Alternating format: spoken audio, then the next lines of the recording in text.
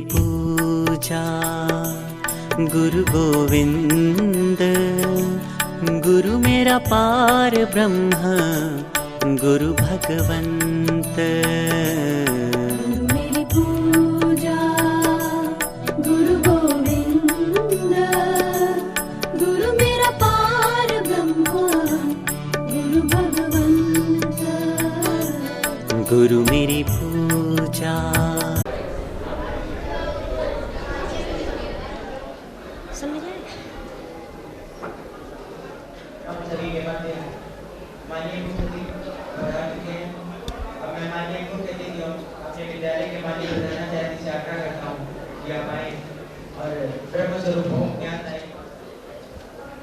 और स्वामी जी के चित्र के सम्मुख उत्पादन और विभाजन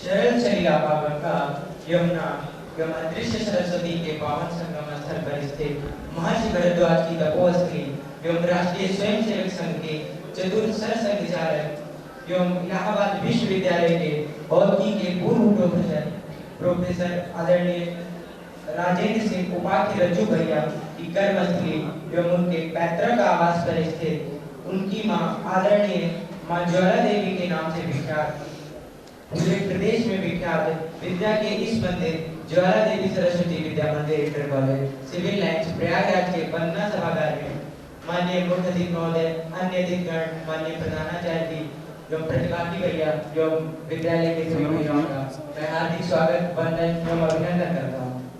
और कार्यक्रम को प्रारंभ करते हुए मैं सर्वप्रथम आमंत्रित करता हूँ अपने विद्यालय के संगीत प्रमुख आचार्य श्रीमान शत्रुघ्न सिंह जी से कि आप माननीय मंचस्थ अतिथिगण का परिचय तथा सम्मान कराने की कृपा करें। माननीय आचार्य जी। स्वामी जी के चरणों में प्रणाम करते हुए सर्वप्रथम मंच पर बैठे आदरणीय परम पूजनीय प्रातः स्मरणीय तुलसी महाराज, आप परम पूजनीय स्वामी अड़गान जी के कृपा पात्र शिष्य हैं और आपका आश्रम औरा आश्रम है मिर्ज़ापुर में, बहुत ही सुंदर आश्रम है, एकदम जंगल के बीच में स्थित है। वहाँ मैं गया भी हूँ, देखा भी हूँ। और हम इसके लिए श्रीमान अपने विद्यालय के प्रधानाचार्य माननीय युगल जी से निवेदन करते हैं कि स्वामी जी को माल्यार्पण एवं अंग वस्त्र भेंट करके सम्मानित करने की कृपा करें।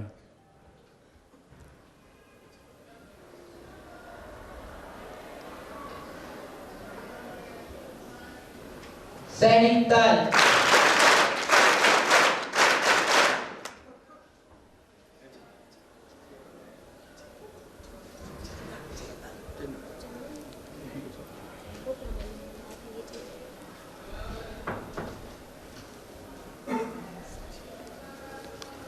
आगे परिचय कड़ी में हमारे बीच में जो अतिथि उपस्थित हैं, इसमें माननीय डॉक्टर नरेंद्र कुमार सिंह गौर, आप पूर्व कैबिनेट मंत्री भाजपा सरकार में रहे, आप प्रयाग विश्वविद्यालय में फिजिक्स के प्रोफेसर थे।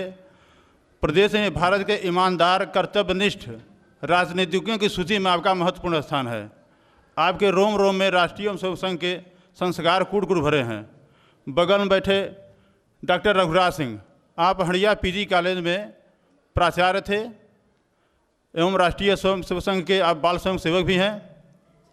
आप गणित के मूर्धन्य विद्वान हैं। आप विद्या भारती के प्रदेश अध्यक्ष हैं। आपके बगल में डॉक्टर बिंदवासिनी त्रिपाठी, आप प्रधानाचार्य हैं, इस कार्यक्रम के लिए यहाँ पर उपस्थित हुए हैं। और बगल में माननीय मंत्री जी के पीछे हमारे बड़े भाई श्रीमान शिरोच्छा द्विवेदी, आप भाजपा के वरिष्ठ कार्यकर्ता हैं, संघ के स्वयंसेवक हैं एवं प्रयाग महानगर के एक वरिष्ठ व्यवसायी हैं।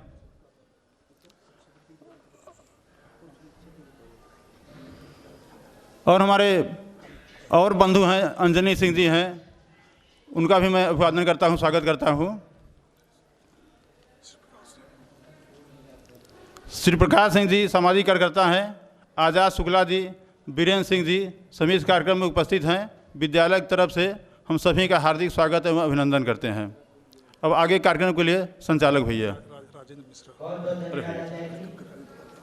अब मैं निवेदन करता हूँ संत स्वरूप और अपने विद्यालय ज्वाला देवी गंगापुरी के पूर्व आचार्य श्री भरत सिंह जी से कि आप आए और अतिथियों को गीता का भेंट प्रदान करें। उसमें नहीं गए गीता गीता दीजिए। हाँ बोलो बोलो सही चलो। ठीक ठीक ठीक।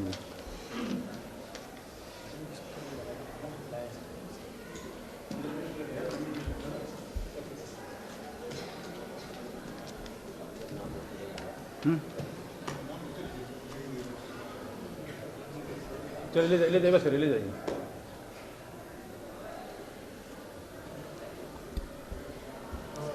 सर्वप्रथम हम निवेदन करते हैं माननीय डॉक्टर नरेंद्र कुमार सिंह गौर को धर्मशाला गीता प्रदान करके सम्मानित करने की कृपा करें।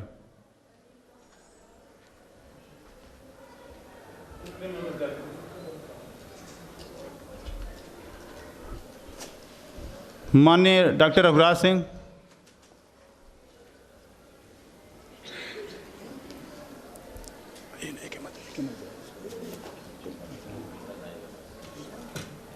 डॉक्टर बिंदवासिनी त्रिपाठी,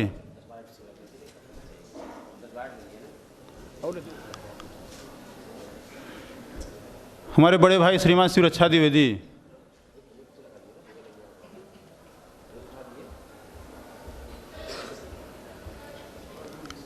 राजेंद्र मिश्र जी को यथा गीता देकर के सम्मानित करें।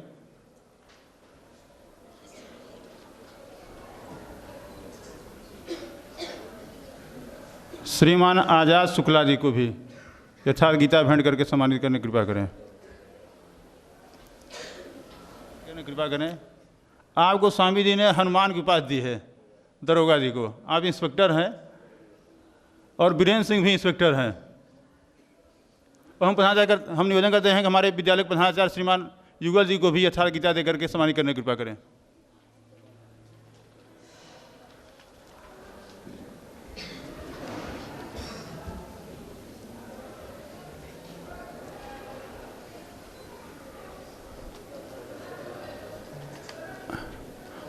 आगे संचालक भैया। सैनिक ताल। आप सभी महान भावों से निवेदन है कि आप अपने सेल फोन को शांत अवस्था में ही रखेंगे, अपने फोन को ऑफ कर देंगे। कार्यक्रम को आगे बढ़ाते हुए मैं विनम्र निवेदन करता हूँ आदरणीय श्री विशाल सिंह जी से कि आप आए और श्रीमद् भगवद गीता की प्रस्तावगी रखने की कृपा करें। आदरणीय विशाल सिंह जी। ओम श्री परमात्मने नमः। श्रीमद् भगवद गीता 700 श्लोकों का एक दिव्य ग्रंथ है। यह एक शाश्वत ग्रंथ, अमृत घटक और संजीवनी बूटी है। जो श्री कृष्ण ने अपने शिष्य अर्जुन को दिया था। यह एक ऐसा दिव्य फल है जिसके चखने से जीवन मुक्त होता है। गीता एक संपूर्ण साधनात्मक ग्रंथ है, गुरु शिष्य संवाद है, सद्गुरु है, महापुरुष योगेश्वर श्री कृष्ण और शिष्य है, एक अनुराग पूरित लगन ही अर्जुन है। पूरी गीता का एक भी श्लोक बाहरी मारकाट का समर्थन नहीं करता। गीता में वर्णित युद्ध क्षेत्र कोई भूखंड नहीं, गीता वक्ता श्री कृष्ण ने स्वयं ही बताया है कि एदम शरीरम कौन्तेय क्षेत्रमित्यं भिद्यते। कौन्तेय, शरीर ही एक क्षेत्र है। यह युद्ध किसी अनुराग साधक के अंतःकरण में चलने वाली अच्छी और बुरी प्रवृत्तियों का संघर्ष है। इसका पार पाना ही विजय है। योगेश्वर श्री कृष्ण ने महाभारत के पात्रों का उदाहरण देकर उन्हें उद्देश्य बनाकर गीता का उपदेश दिया, जिससे धर्म क्षेत्र और कुरुक्षेत्र, प्रकृति और पुरुष, दैवी और आसुरी, संपत्ति सजाती और विजाती प्रवृत्तियों के संघर्ष को इस घटित घटना के पात्रों के रूप में संबोधित करके समझाया और अंतःकरण के विकारों और परमात्मा के प्राप्ति के साधनों का चित्रण किया। यूरोप को गीता का प्रथम परिचय ईस्ट इंडिया कंपनी के निर्देशक के आदेश से कंपनी के एक कर्मचारी चार्ल्स विल्किंस ने 1776 में इसका अंग्रेजी में अनुवाद किया।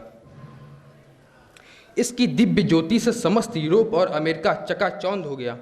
तत्कालीन अंग्रेज गवर्नर जनरल वॉरेन हेस्टिंग्स ने इस ग्रंथ की भूमिका में लिखा, गीता उपदेश किसी भी जाति को उन्नति के शिखर पर पहुंचाने में अद्वितीय है। फ्रेंच विद्वान ड्यूरो ने 1778 में इसका अनुवाद फ्रेंच भाषा में किया और इसे भोगवाद से पीड़ित पश्चिम की आत्मा को अत्यधिक शांति देने वाला बताया। अमेरिकी दार्शनिक हेनरी डेविड थोरो स्वयं बोस्टन से 20 किलोमीटर दूर बीहड़ वन में वाल्डेन में एक आश्रम में बैठकर गीता का अध्ययन करते थे। अमेरिका दार्शनिक इमर्सन एक पादरी थे जो चर्च में बाइबिल का पाठ करते थे, परंतु रविवार को उन्होंने चर्च में गीता का पाठ प्रारंभ कर दिया। उन्होंने गीता को यूनिवर्सल बाइबिल कहा। इमर्सन ने फिलॉसफी ऑफ हिंदुइज्म में लिखा है, I owed a magnificent to the Bhagavad Gita.